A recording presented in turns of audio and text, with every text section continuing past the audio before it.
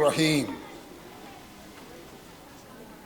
نحمدہ ونصلی ونسلم علی رسولہ الکریم وعلی آلہ واصحابہ واہل بیتہ واولیاء امتہ اجمعین۔ قال اللہ تبارک و تعالی فی القرآن المجید والفرقان الحمید وما ارسلناک الا رحمۃ للعالمین آمنت باللہ ورسولہ وصدق اللہ مولانا العظیم۔ علماء ملت اسلامیہ، مشائخ کرام، معزز سامعین و حاضرین، خواتین و حضرات، عزیز طلباء،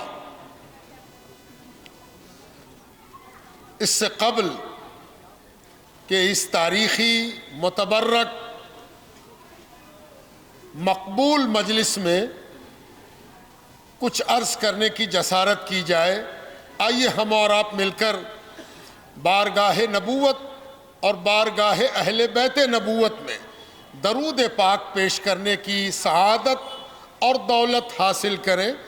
اللہم صلی علی سیدنا و مولانا محمد معدن الجود والکرم ومنبع العلم والحلم والحکم وعلی آلہ واصحابہ واہل بیتہ وبارک وسلم۔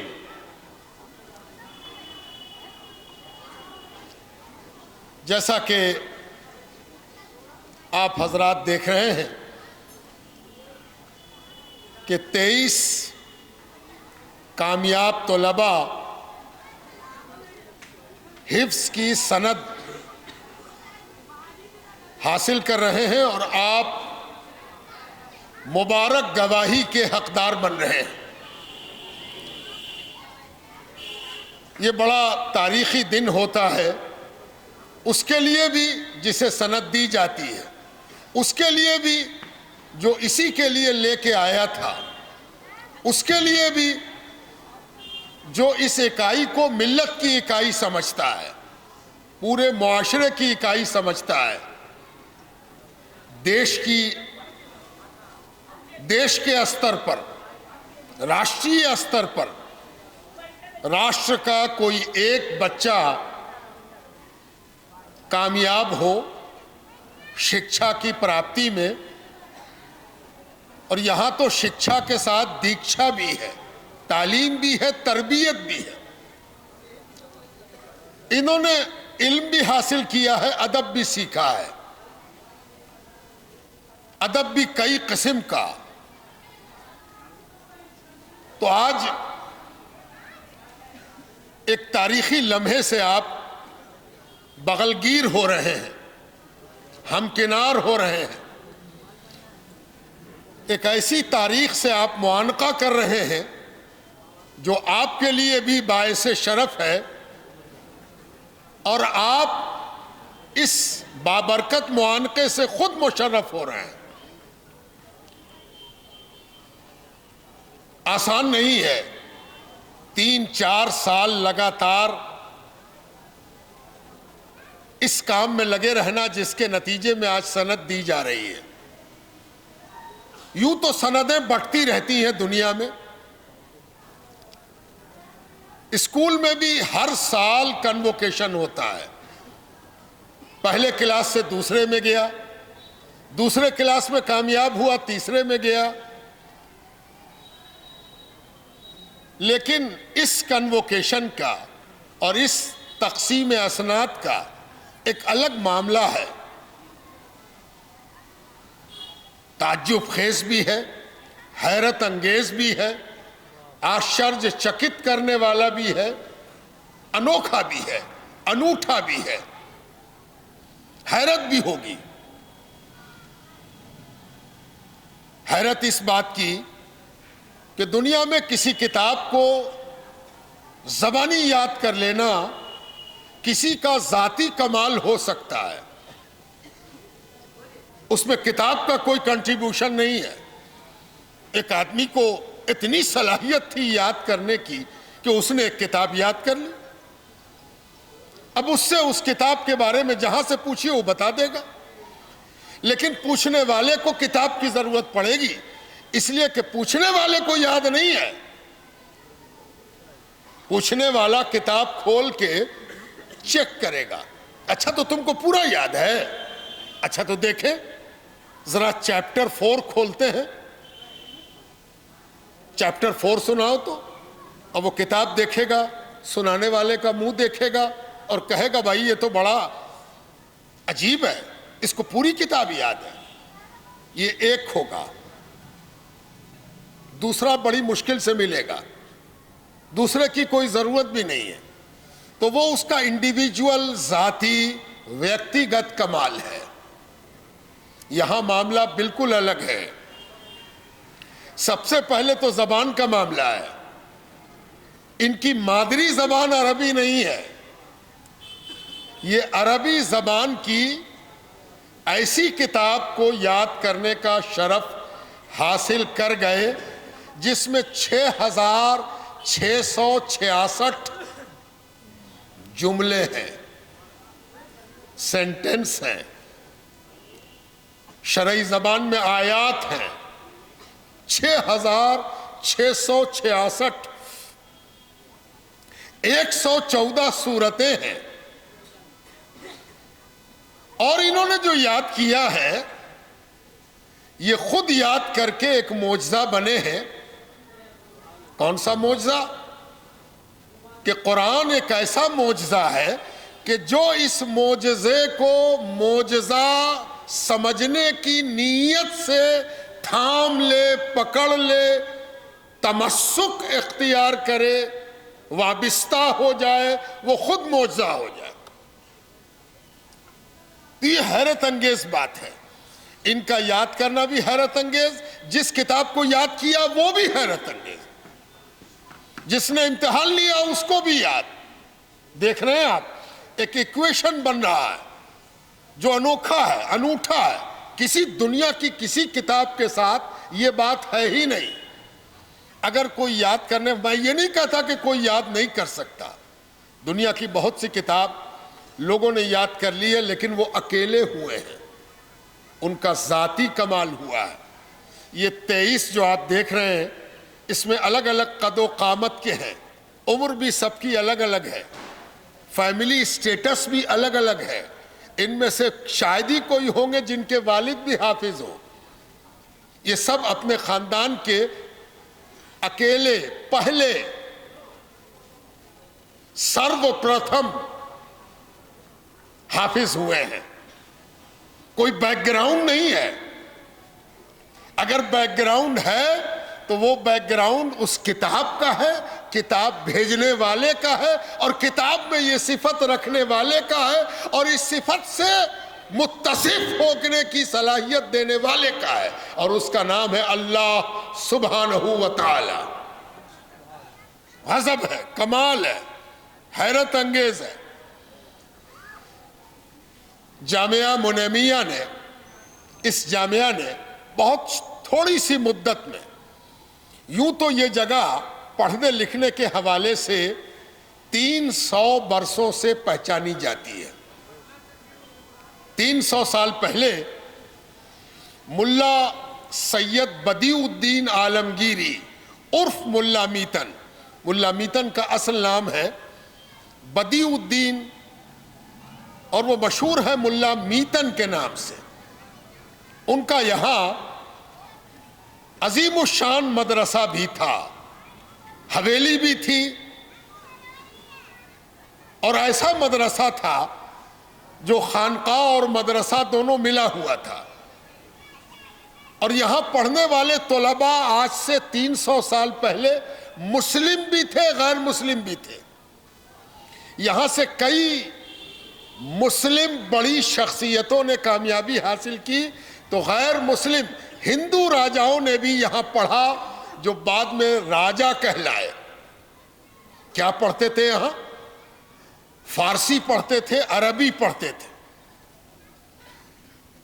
ایسا پڑھتے تھے کہ اس دیش کی قدر سمجھ سکیں، اس ملک کی قیمت سمجھ سکیں، اور اس ملک کو بچانے کے لیے فارسی اور عربی کے ذریعے محبت کا ایک ایسا پیغام جو انسان کو انسان سے جوڑتا تھا وہ ملا میتن کے مدرسے میں پڑھایا جاتا تھا. فزیکل ٹریننگ بھی ان کے مدرسے میں ہوتی تھی. ملا میتن کے بارے میں ان کا چشمدید گواہ کہتا ہے کہ وہ خود اتنا اچھا تیر لیتے تھے. گنگا بغل میں ہے, ظاہر ہے کہ جو گنگا کے کنارے رہے گا تو اس کی زندگی پر کہیں نہ کہیں گنگا کا پربھاؤ بھی پڑے گا. ملا میتن بہترین استاد تھے, شکشاوید تھے, ماہر تعلیم تھے, اکیڈمیشین تھے, ساتھ ساتھ اتنی اچھی تیراکی پیرنا جانتے تھے کہ ان کے بارے میں یہ لکھا گیا ہے کہ پالتھی مار کے گنگا میں بیٹھتے تھے اور پالتھی مارے ہوئے اس پار پہنچ جاتے تھے, 4 زانو بیٹھ کے, ہے نا. کسی آدمی کا ذاتی کمال ہو سکتا ہے, لیکن اگر وہ آدمی استاد بھی ہے تو اس کا شاگرد سمجھ بوجھ کے یا انجانے میں استاد سے سیکھتا ہے, استاد کا اثر لیتا ہے. استاد کی عادتیں شاگرد میں انکانشسلی ٹرانسفر ہوتی ہیں. بعض دفعہ دیکھا گیا ہے کہ استاد کے قرآن پڑھنے کا انداز شاگرد میں لاشعوری طور پر پہنچ جاتا ہے, اور استاد کے پڑھنے کو آدمی شاگرد کی جھلک میں محسوس کرتا ہے. شاگرد کو پڑھتے ہوئے سنیے گا تو فلاں کے شاگرد ہو کیا. تو ملا میتن کیسے استاد رہے, کیسے اکیڈمیشین رہے. ان کے بیٹے تھے ملا علیم تحقیق, ان کا نام تھا ملا علیم, تخلص کرتے تھے تحقیق. جب ان دونوں کا زمانہ ختم ہوا, تھوڑی سی ویرانی آئی یہاں, تو قطب الاقطاب شیخ جہاں مخدوم شاہ محمد منیم پاک باز یہاں تشریف لے آئے. کیسے آئے؟ حضور پاک علیہ السلام نے بشارت دی, پٹنہ جانا ہے, پٹنہ جاؤ, عظیم آباد جاؤ, تم کو وہاں جانا ہے. کہاں سے بھیجا گیا؟ دلی سے بھیجا گیا. تھے بہار کے, پچنا کے رہنے والے, موجودہ شیخ پورہ ڈسٹرکٹ کے, لیکن پڑھنے کے لیے, پڑھنے کا شوق پورا کرنے کے لیے یہاں بہار میں عالم ہو چکے تھے, لیکن مزید علم کے حصولیابی کے شوق نے, ولولے نے آپ کو بہار سے دلی پہنچایا. 50 سال دلی میں گزارا, گمنامی میں. مقصد ایک تھا, پڑھنا پڑھنا پڑھنا, سیکھنا سیکھنا سیکھنا, اور اس کے نتیجے میں معرفت حاصل کرنا. کیسا پڑھا ہوگا سیدنا مخدوم منیم پاک باز نے کہ ایک جگہ آپ فرماتے ہیں, عمرے در مدرسہ علماء ظواہر صرف کردم, یافتی نہ یافتم. میں نے علم ظاہر کے مدرسوں میں ایک عمر گزار دی, ایک آیو گزار دی, یگ گزار دیا, لیکن جو میں چاہتا تھا وہ حاصل نہیں ہوا. ہے نا, بات سمجھ میں آتی ہے؟ کھانے والا اگر کھائے جائے اور بھوک نہ مٹے تو بیمار ہے. توجہ چاہتا ہوں. ایک آدمی پانی پیے جائے اور پیاس نہ مٹے تو پلانے والا بھی عاجز.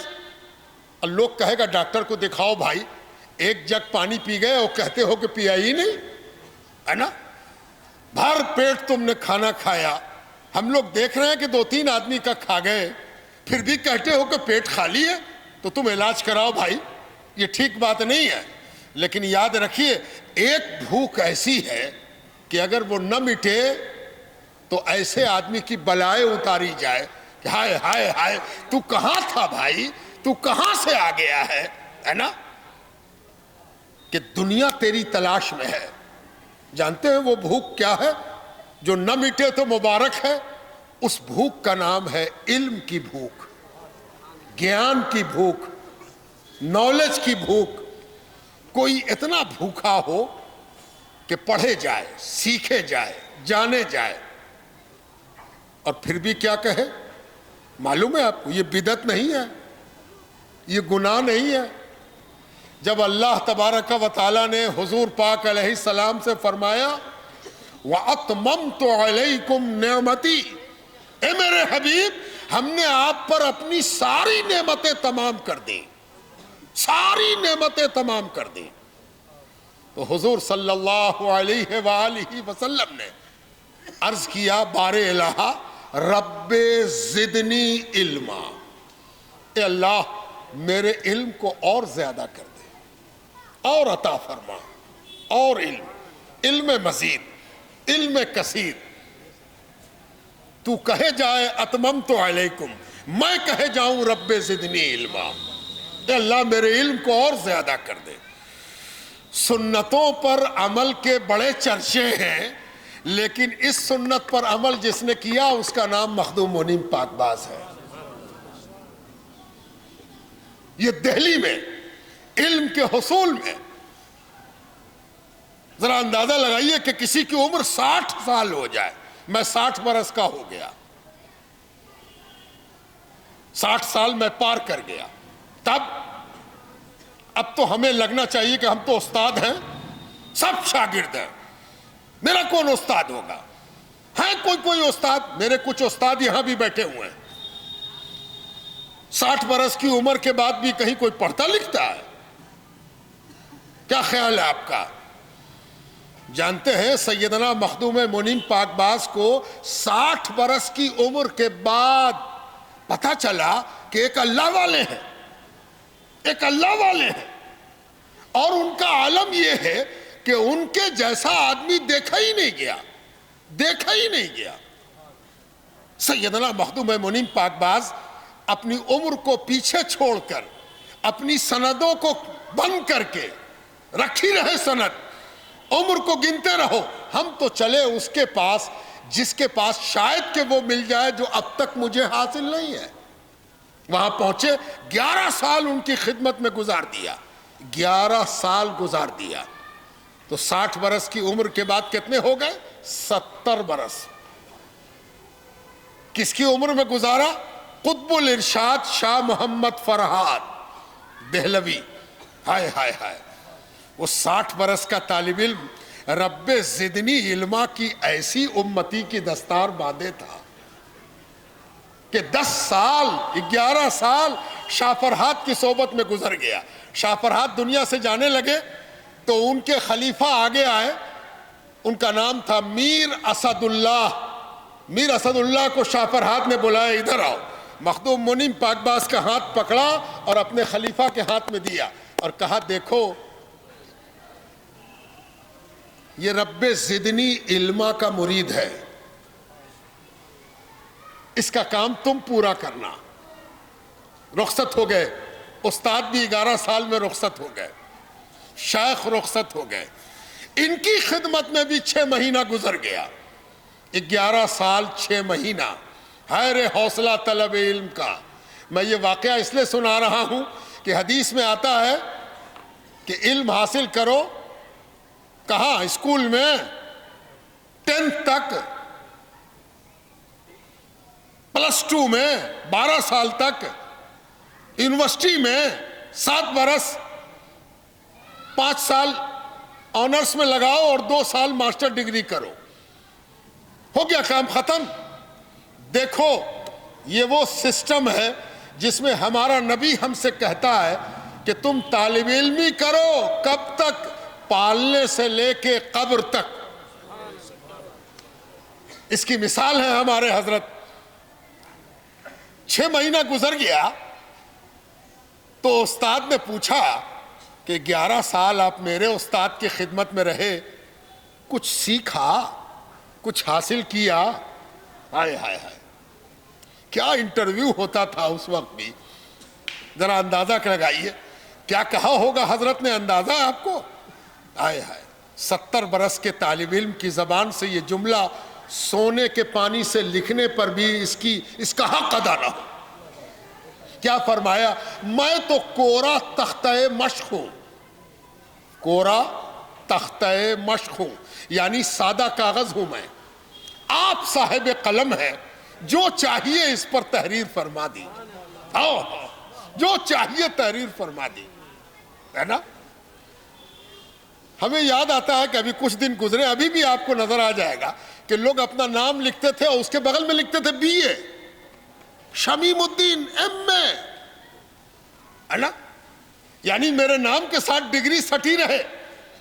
بھلا وہ کون تھا جس نے اپنے نام کے ساتھ کہا کہ میں تو کوڑا کاغذ ہوں اور آپ صاحب قلم ہو، جو چاہو لکھ دو۔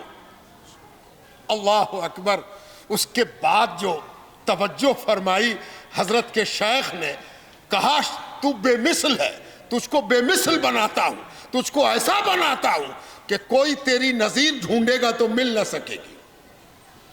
اس کے بعد حضرت پٹنہ پہنچے۔ جب پٹنہ آئے اور اس جگہ میں حضرت نے قیام فرمایا جہاں آپ بیٹھے ہیں، تو حضرت نے یہاں بھی تعلیم اور تعلم کا سلسلہ جاری رکھا۔ حضرت کے پاس اونچی کتابیں لے کے طلباء آتے تھے اور حضرت اس عمر میں بھی پڑھاتے تھے۔ حضرت جب یہاں آئے ہیں 75 کی عمر تھی، 75 سال۔ کتنے دن یہاں رہے؟ حضرت 75 برس کی عمر میں یہاں لگ بھگ آئے اور 103 سال کل آپ کی عمر ہوئی، یعنی تقریباً 28 سال 27 سال آپ نے آخری دور یہاں گزارا۔ کمال ہو گیا۔ جو قاضی وقت تھا وہ آ کے مرید ہو گیا، جو استاذ بلد تھا وہ آ کے مرید ہو گیا، جو سب سے بڑا خوش نویس تھا وہ آ کے مرید ہو گیا، جو سب سے اینٹھا ہوا تھا بہت دیکھا ہے، عالم بھی دیکھا ہے اور شیخ بھی دیکھا ہے، وہ آیا اور ایک نظر حضرت پر ڈالا اور کہا نہیں ایسا تو کہیں دیکھا نہیں۔ اس سیدنا مخدوم منیم پاکباز کا در ہے، اس در سے علم کا دریا بہا اور آج عرس کا بھی موقع ہے۔ اعلیٰ حضرت میر قمر الدین حسین رحمۃ اللہ علیہ یہاں آرام فرما ہے۔ آپ بھی اپنے زمانے میں درس دیتے تھے۔ آپ پٹنہ کے ان عظیم صوفیہ اور علماء میں سے ہیں جن کے ملفوظات جمع کیے گئے۔ یہ ایسے بزرگ ہیں جن کا 3 ملفوظ جمع ہوا، یعنی مجلسوں کو لکھا جاتا تھا، لکھتے تھے جمع کرنے والے کہ آج حضرت کیا فرما رہے ہیں۔ ایک کا نام رکھا گیا اسرار قمریہ، دوسرے کا نام رکھا گیا ارشاد قمریہ، تیسرے کا نام رکھا گیا انوار قمریہ۔ آپ جیسے آج دیکھتے ہیں نا، آج تو بہت سے لوگ وائرل ہو جاتے ہیں۔ کل کے دن آج سے 200 سال پہلے 151واں عرس ہے حضرت کا۔ 151 سال پہلے آج ہی کی تاریخ میں حضرت کا وصال ہوا تھا، تو 200 سال پہلے ملفوظات جمع ہوئے، اور 2 صفحہ 4 صفحہ 10 صفحے کا نہیں، ارشاد قمریہ تو 450 صفحے کا ملفوظ ہے۔ اندازہ لگائیے کہ حضرت کا مقام اور مرتبہ۔ ان ملفوظات سے پتہ چلتا ہے کہ حضرت بھی درس دیتے تھے، کتابوں کے نام آئے ہیں۔ جامع ملفوظ کہتے ہیں کہ میں حضرت سے بہار دانش نامی کتاب پڑھتا تھا۔ اس سے پتہ چلا کہ حضرت بھی درس دینے کا باضابطہ شغل رکھتے تھے۔ آج جن کا عرس ہے وہ کئی لحاظ سے بڑی اہمیت کے حامل ہیں۔ ایک خوبی ان کی عرض کر دیں، چونکہ عرس کا بھی موقع ہے اور شخصیت سازی کی حوالے سے بھی بات ضروری ہے۔ عام طور پر آدمی جب تھوڑی سی بلندی تک پہنچ کے صف علماء میں پہنچ جاتا ہے تو اس کے اندر ایک تمنا جاگتی ہے کہ نماز ہم ہی پڑھاتے۔ کسی مجمع میں پہنچا تو دل میں آئے گا کہ نماز ہم پڑھاتے، نماز میں ہم آگے جاتے۔ یہ عام لوگوں میں یہ بیماری نہیں پیدا ہوتی، یہ خواص کی بیماری ہے۔ ہر آدمی کی بیماری بھی الگ الگ ہوتی ہے، ہر آدمی کی نفسیات بھی الگ الگ ہوتی ہے۔ حضرت کا معمول کتابوں میں لکھا ہوا ہے کہ حضرت کے سامنے کوئی تقریر نہیں کر پاتا تھا۔ حضرت جب کھڑے ہوتے تھے تو سب دنگ ہو کے حضرت کو سنتے تھے۔ اور کسی کی ہمت نہیں ہوتی تھی کہ حضرت کے سامنے کلام کرے. لیکن جب نماز پڑھانے کا وقت آتا اور حضرت جمعے کے روز ممبر سے نیچے اترتے تو کبھی نماز پڑھانے کے مصلی پر نہ جاتے, سامنے میں سے کسی ایک کا انتخاب کرتے, تم جاؤ نماز پڑھاؤ. اس کو آگے کر دیا اور خود اس کی جگہ پر کھڑے ہو گئے. یعنی کبھی یہ بیماری پھٹک نہیں پائی کہ ایک لمحے کو بھی یہ خیال پیدا ہو کہ ہم امام بنتے, ہے نا. اچھا, اب ایک دوسری بیماری یہ عموماً علماء میں پیدا ہوتی ہے. اب مشائخ کی بیماری, شیخ, پیر, صاحب طریقت, صاحبان طریقت, ان کو یہ بیماری پیدا ہوتی ہے کہ اتنا بڑا مجمع سب ہم ہی سے مرید ہوتا, اور ہم کہتے ہیں یہ بھی میرا مرید ہے, وہ بھی میرا مرید ہے, وہ بھی میرا مرید ہے, یہ بھی میرا مرید ہے. یہ بولتا نہیں آدمی, لیکن اندر سے یہ سب پیدا ہوتا ہے. اور ان بیماریوں کو جو اچھی طرح پہچان لے وہی صحت مند ہے. جو بیماریوں کا شکار ہو جائے وہ کیا صحت مند ہوگا. حضرت نے ایک معمول اپنایا, اب اس کی وجہ جو رہی ہو. ایک وجہ یہ ہے کہ حضرت جن سے بیعت تھے وہ حیات تھے, ان کا وصال نہیں ہوا تھا. تو جب کوئی حضرت کے پاس مرید ہونے آتا, دن رات لوگ آتے, حضرت کہتے نا تم کسی سے مرید ہو جاؤ, میرے پیر سے مرید ہو جاؤ, جاؤ تم کو بھیجتے ہیں میرے پیر سے مرید ہو جاؤ, اور نہیں تو تم کو جس سے طبیعت چاہے اس سے مرید ہو جاؤ. مرید ہو کے اجازت لے کے میرے پاس آ جانا, تعلیم ہم دیں گے. اگر تمہارا پیر اجازت دے دے گا تو ہم تربیت دینے کو راضی ہیں. مرید تم جس سے ہونا ہے اس سے ہو جاؤ. یعنی کبھی امامت نہیں کیا, کبھی پیر نہیں بنے. اللہ اکبر. اندازہ لگائیے کہ کیسا بزرگ ہوگا, یہ کیسا اللہ والا ہوگا. آج ان کا عرس ہے, وقت نہیں ہے ورنہ میں ان کی انفرادی خوبیوں سے آپ کو واقف کراتا. اب اخیر میں چند باتیں زمانے کے حوالے سے. زمانہ بڑی تیزی سے آگے بڑھ رہا ہے. اس پٹنہ کی بڑی علمی تاریخ رہی ہے. یہ پٹنہ لگ بھگ 800 برسوں سے اہل علم کی نگاہوں کا مرکز رہا ہے. یہ تو میڈیول پیریڈ کی بات ہوئی, مدھ کال, عہد وسطی. یہ پٹنہ وہ ہے جو تب سے مشہور ہے جب سے گیان کی بات ریکارڈ کی جاتی رہی ہے. یہاں علم کی نگری یہ رہی ہے, اس لیے کہ یہ پاٹلی پتر ہے, اور نالندہ کے برباد ہونے کے بعد پٹنہ آباد ہوا ہے. تو نالندہ کے برباد ہونے کے بعد پٹنہ کی آبادی یہ بتا رہی ہے کہ پٹنہ علم کا بھی مرکز تھا, سیاست کا بھی مرکز تھا. اور مدھ کال میں, عہد وسطی میں, یہاں ایسے ایسے علماء پیدا ہوئے. آپ اندازہ لگائیے, یہاں علماء کا مجمع ہے اور نیچے بھی علماء بیٹھے ہوئے ہیں. برہان الدین مرغی نانی, صاحب ہدایہ کے عزیز رکن الدین مرغی نانی پٹنہ آئے, منیر آئے. رکن الدین مرغی نانی, اتنا بڑا عالم پٹنہ آیا. اور یاد رکھیے یہی پٹنہ سے گزرے کون؟ علامہ شرف الدین ابو تمامہ بخاری. بخارا سے چل کے آئے, بخارا سے چل کے آئے, پٹنہ تک آئے, اور پٹنہ سے بنگال گئے. آپ کہیے گا کہ پٹنہ سے کیا مطلب, وہ تو بخارا کے تھے, بنگال گئے. مزار ان کا بنگال میں ہے, وطن ان کا بخارا تھا. بہت بڑے عالم تھے تو ہوں گے.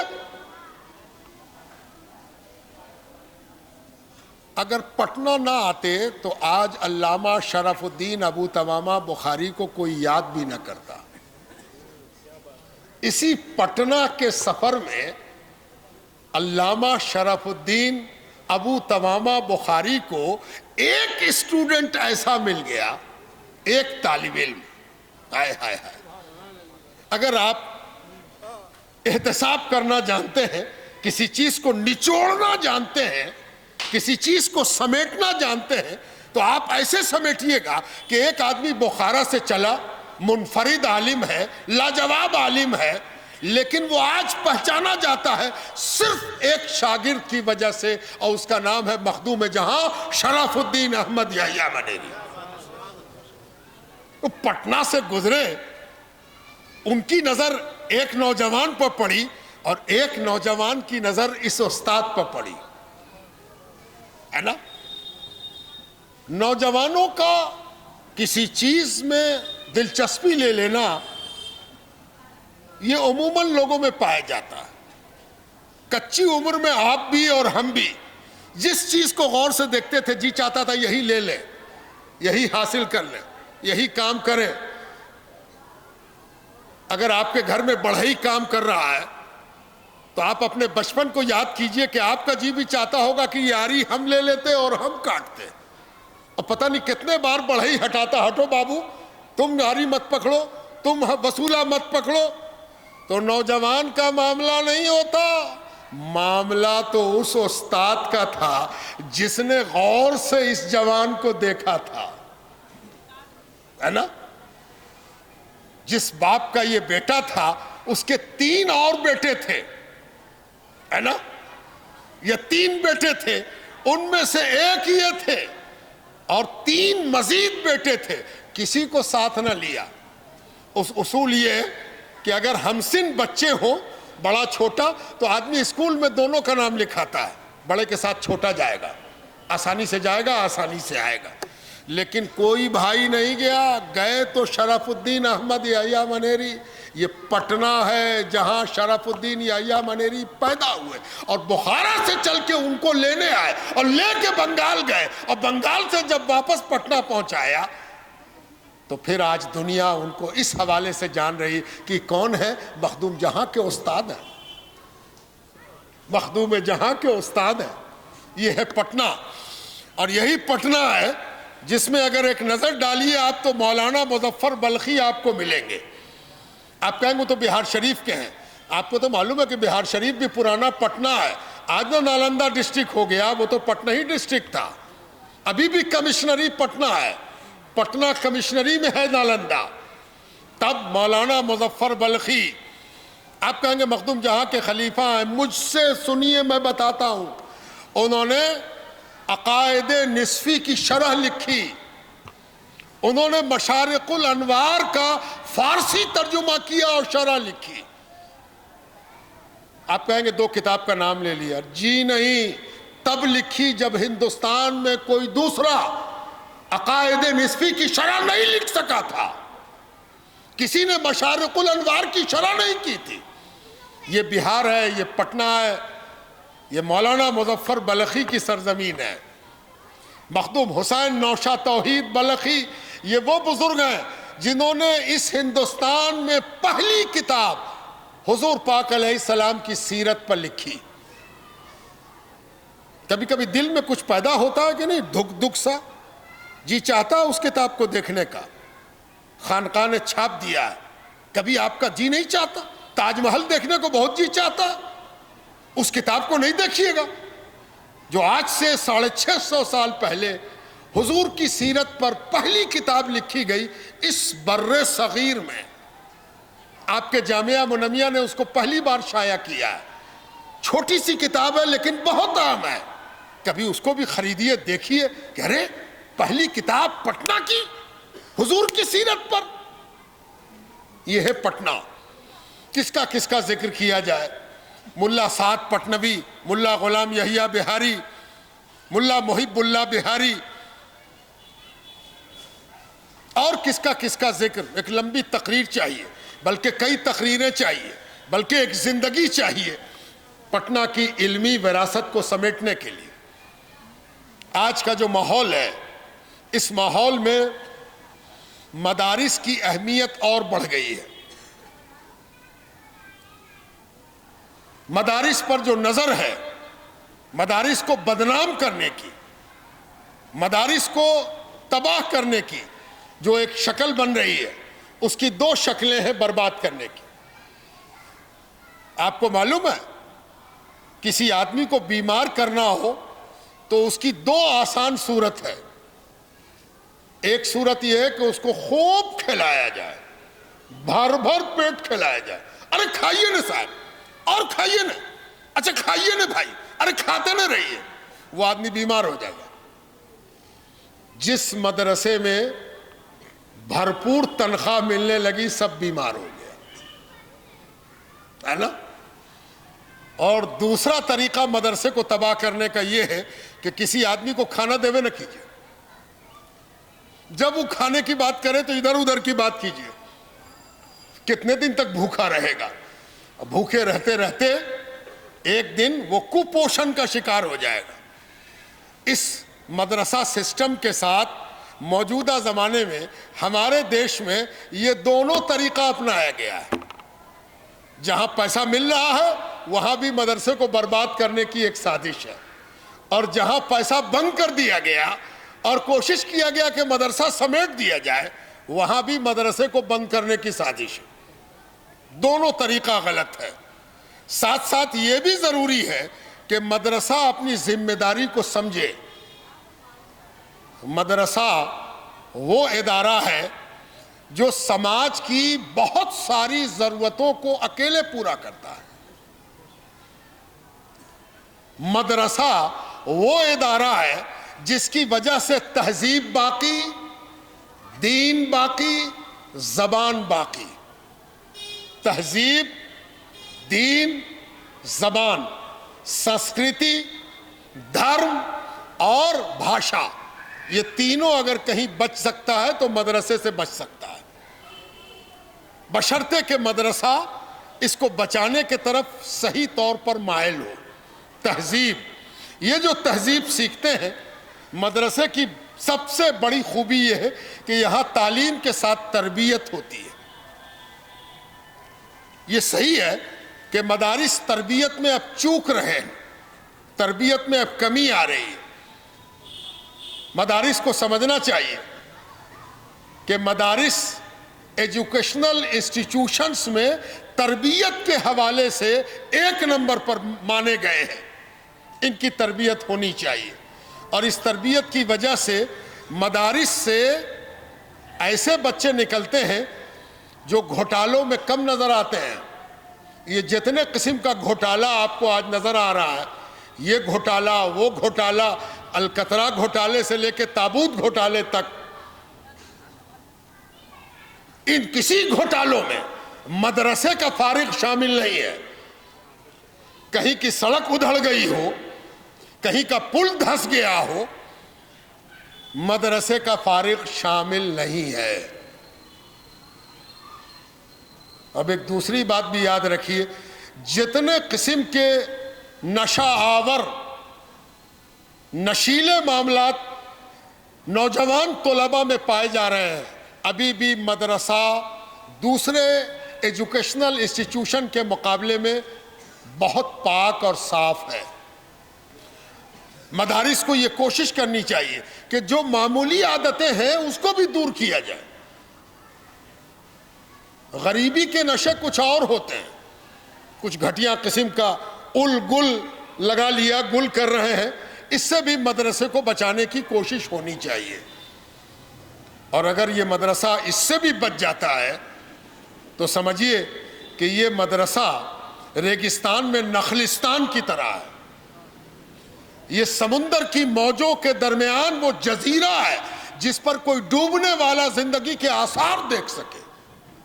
مدرسہ، اور مدرسے پر یہ الزام لگا دینا کہ یہاں یہ سکھایا جاتا، یہاں وہ سکھایا جاتا، یہ سب اسی کہاوت کے تحت ہے جس میں یہ بات محاورے میں کہی گئی ہے کہ جو آدمی خود برا ہوتا ہے وہ دوسرے کو بھی برا ہی سمجھتا ہے،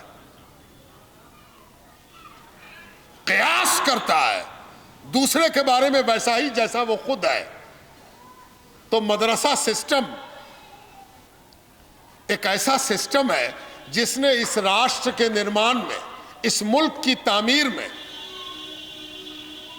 آزادی سے پہلے بھی، آزادی کے بعد بھی، مدرسے کا جو رول ہے وہ بہت اہم ہے۔